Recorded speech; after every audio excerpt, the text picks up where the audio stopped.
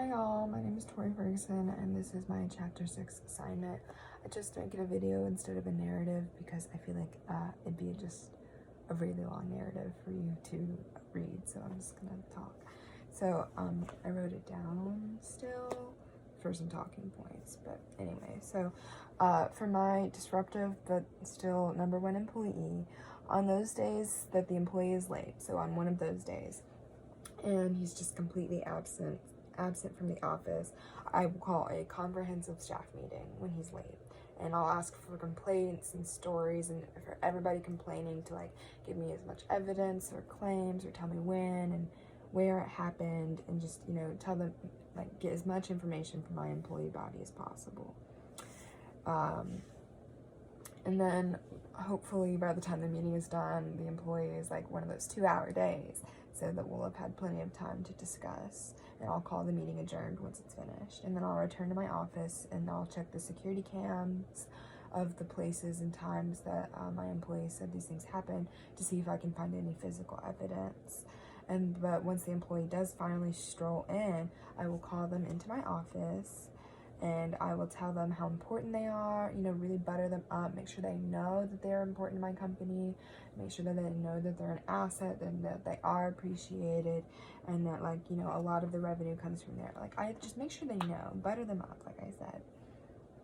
And then, you know, I'm smiley, I'm happy, and then I drop it. I drop the smile, and I'm like, however, comma. And then I just kind of tell them every complaint in an outline form, and I'm like, there have been allegations of this, and if I found any evidence, I present it, and I just kind of gauge the response. I tell them they're all alleged unless there's evidence, then I tell them, and here's the evidence, here's the proof. But, you know, I tell them it's alleged, and then I just politely ask them to explain. I'm like, you know, do you have anything to say? I'm not, well, I am accusing, but I'm accusing with treading lightly, if that makes sense.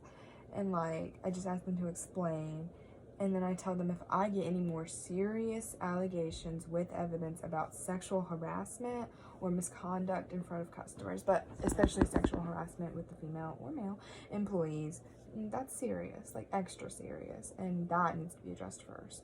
Anything else can be addressed with, like, a, you know, a slap on the wrist sort of, but sexual harassment is at the top of my priorities for most serious.